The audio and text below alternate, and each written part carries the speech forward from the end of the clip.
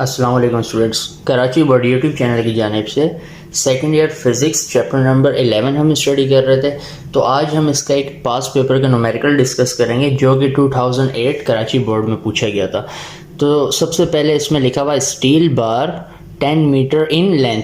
एक steel bar है, उसकी लेंथ जो आपको दी हुई है 10 मीटर दी हुई है, तो आप इसको लिख देंगे L1 आपको दिया हुआ है 10 मीटर्स एट -2.5 डिग्री सेंटीग्रेड। एक टेम्परेचर आपको दिया हुआ है -2.5 डिग्री सेंटीग्रेड, लेकिन ये डिग्री सेंटीग्रेड है तो इसको आपको कन्वर्ट करना पड़ेगा केल्विन में। केल्विन में कन्वर्ट करने के लिए सिंपल आप प्लस करेंगे 273 को, तो ये आपका ऑटोमेटिकली कन्वर्ट हो जाएगा किसमें, केल्विन में। तो ये कितना हो गया, इसको जब कैलकुलेट किया तो हमने 270.5 डिग्री केल्विन। फिर उसके बाद what will be the change in its length, यानी चेंज इन लेंथ आपको मालूम करने का कह रहा है। तो आप कहाँ पे लिख देंगे इसे, चेंज इन लेंथ को डेल्टा एल से हम डिनोट करते हैं, आगे क्वेश्चन मार्क लगा दिया। फिर उसके बाद when it is at 25 degree centigrade, एक और टेम्परेचर दे रहा है 25 डिग्री सेंटीग्रेड, इसको भी कन्वर्ट कर देंगे केल्विन में, आप प्लस कर देंगे 273 और ये कन्वर्ट हो जाएगा केल्विन में।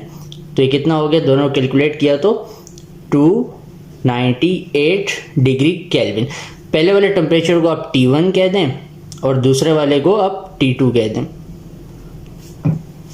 अब यहाँ पे आपको बीटा की जो वैल्यू दी हुई है, तो यहाँ पे लिख दें बीटा की वैल्यू, बीटा इक्वल 3.3 एक्सपोनेंट -8 पर केल्विन। अब इसको आप सॉल्व करेंगे, तो सॉल्व करने के लिए सबसे पहले हम रिलेशन को यूज़ करेंगे। एक रिलेशन हमने पढ़ा था, यूजिंग रिलेशन। तो रिलेशन कौन सा वाला था, delta L equal alpha L1 delta T. अब यहाँ पे आपके पास अगर आपको चेंज इन लेंथ मालूम करनी है तो अल्फा की वैल्यू भी होनी चाहिए, L1 मौजूद है तो डेल्टा टी भी होना चाहिए। तो यहाँ पे इसको हम रोक के इक्वेशन नंबर 1 का नाम दे देते हैं, इक्वेशन 1 का नाम देते हैं।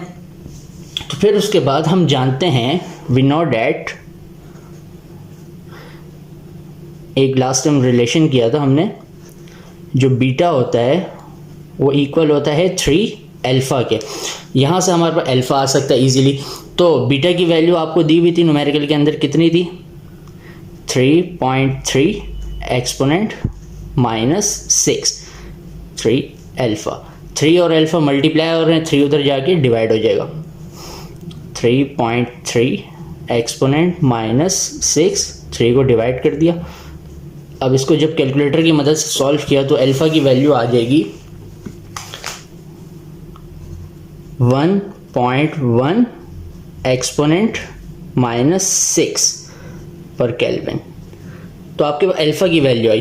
अब हम देखते हैं, अच्छा अब हम फाइंड करने जा रहे हैं डेल्टा टी। डेल्टा टी के लिए T2 में से T1 को माइनस करेंगे। डेल्टा टी ऐसे लिखा हमने, 298 लिख दिया T2 की वैल्यू, माइनस T1 की जो वैल्यू है फिर वो लिख देंगे, जो केल्विन वाली वैल्यू याद रहे वही यूज़ करेंगे हम, 270.5। अब इन दोनों को आपने सब्ट्रैक्ट करना है, तो सब्ट्रैक्ट करेंगे तो आपके पास जो फाइनल आंसर आ जाएगा इसका 27.5 डिग्री केल्विन। अब आपके पास अल्फा की वैल्यू और डेल्टा टी की वैल्यू आ गई है। तो सिंपल आप बोलेंगे पुटिंग दीज वैल्यूज